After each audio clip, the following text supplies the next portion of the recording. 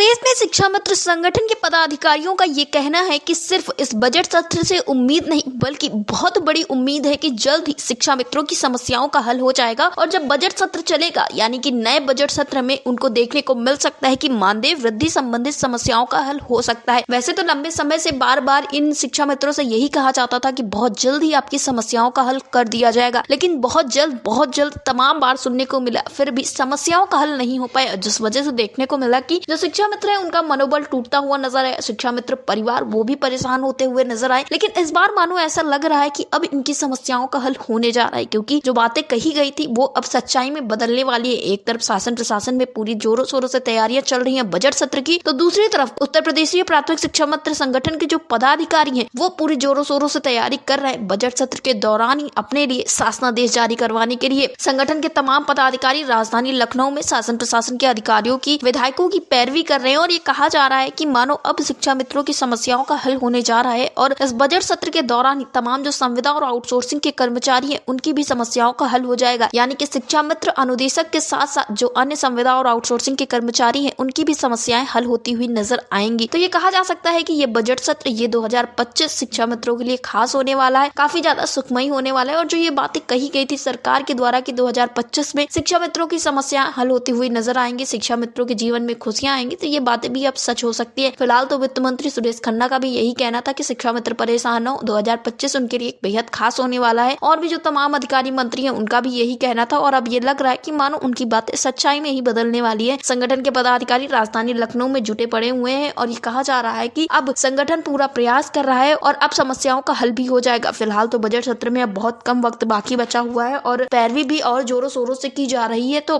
कुछ ही दिनों में चीजें साफ होती हुई नजर आएंगी कि आखिर सरकार की तरफ से क्या कुछ निर्णय लिए गए हैं शिक्षा मित्रों के लिए। वैसे तो ये सारी बातें कही जा रही है कि शिक्षा मित्रों के लिए अब बड़ी खुशखबरी आने वाली है, शिक्षा मित्रों के जीवन में खुशियां आने वाली है। बजट सत्र के दौरान ही कुछ सुनने को भी मिल सकता है, लेकिन इस पर शिक्षा मित्रों का यही कहना है कि ये सारी बातें लंबे वक्त से कही जा रही है। बार बार शासन प्रशासन यहाँ तक कि मुख्यमंत्री योगी आदित्यनाथ भी कहते हैं कि शिक्षा मित्रों की समस्याओं का हल हो जाएगा, लेकिन समस्याओं का हल हो नहीं पाता है। इस वजह से उन्हें विश्वास नहीं हो रहा है। उन्हें तभी विश्वास होगा जब ये सारी बातें शासनादेश में बदलकर धरातल पर लागू हो जाएंगी, क्योंकि कभी कभी तो आदेश भी जारी हो जाते हैं लेकिन धरातल पर चीजें लागू नहीं होती हैं। इस वजह से इन शिक्षा मित्रों का यही कहना है कि अब इनको तभी खुशखबरी मिलेगी, तभी उन्हें इस बात का विश्वास होगा कि सरकार उनके लिए कुछ सकारात्मक सोच रही है। जब शासनादेश जारी होंगे और चीजें धरातल पर होंगी, शिक्षा मित्रों के जीवन में असल में खुशियां आएंगी, तभी इन्हें पूर्ण रूप से भरोसा होगा कि अब शिक्षा मित्रों की समस्याओं का हल हो रहा है। फिलहाल तो शिक्षा मित्रों को लेकर तमाम तरह की बातें चल रही है। कहीं पे कहा जा रहा है कि शिक्षा मित्रों की समस्याओं का हल होने वाला है, कोई कह रहा है कि बजट सत्र के दौरान ही मानदेय में वृद्धि होगी, तो कोई कह रहा है 1 अप्रैल से मानदेय में वृद्धि होगी। अब देखना ये होगा कि सरकार का क्या कुछ निर्णय होने वाला है। फिलहाल बजट सत्र से सभी को काफी ज्यादा उम्मीदें, शिक्षा मित्रों का जीवन अब आशा और निराशा दोनों में। एक तरफ शिक्षा मित्र ये उम्मीद लगाए बैठे हुए हैं कि उनकी समस्याओं का हल होगा, तो दूसरी तरफ इस बात की शंका भी जता रहे हैं कि क्या सरकार इस बार इनकी समस्याओं का हल कर देगी, क्योंकि सरकार की तरफ से तमाम बार ये सारी बातें कही गई हैं। अब देखना ये होगा कि सरकार क्या कुछ कदम उठाती, किस तरह से शिक्षा मित्रों की समस्याओं का हल होता है। फिलहाल आज 16 फरवरी है और 18 फरवरी से ही बजट सत्र शुरू होने वाला है। डेस्क रिपोर्ट, अटल टीवी।